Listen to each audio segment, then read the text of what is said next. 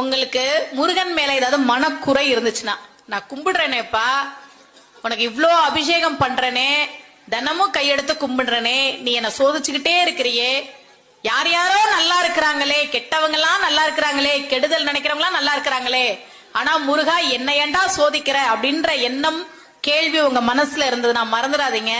நீங்க ஒரு சாதாரண சோடா புட்டியா இருக்கிற வரைக்கும் முருகன் உங்களை திரும்பி கூட பார்க்க மாட்டான். ஆனா நீங்க தங்க காசாக இருக்கிற போதுதான் அத்தனை சோதனைகளையும் கொடுத்து நீங்கள் தங்கம் என்பதை உலகிற்கு அவன் உணர்த்துவான். அதுக்காக மட்டும்தான் அந்த சோதனைகள். உங்களுக்கு முருகன் மேல ஏதாவது மனக்குறை இருந்துச்சுன்னா, நான் கும்பிடுறேனேப்பா, உனக்கு இவ்ளோ அபிஷேகம் பண்றனே, தினமும் கையெடுத்து கும்பிடுறனே, நீ என்ன சோதிச்சுக்கிட்டே இருக்கிறியே, யார் யாரோ நல்லா இருக்கிறாங்களே, கெட்டவங்க எல்லாம் நல்லா இருக்கிறாங்களே, கெடுதல் நினைக்கிறவங்க எல்லாம் நல்லா இருக்கிறாங்களே, ஆனா முருகா என்ன ஏண்டா சோதிக்கிற அப்படின்ற எண்ணம் கேள்வி உங்க மனசுல இருந்ததுன்னா மறந்துடாதீங்க. நீங்க ஒரு சாதாரண சோடா புட்டியா இருக்கிற வரைக்கும் முருகன் உங்களை திரும்பி கூட பார்க்க மாட்டான்.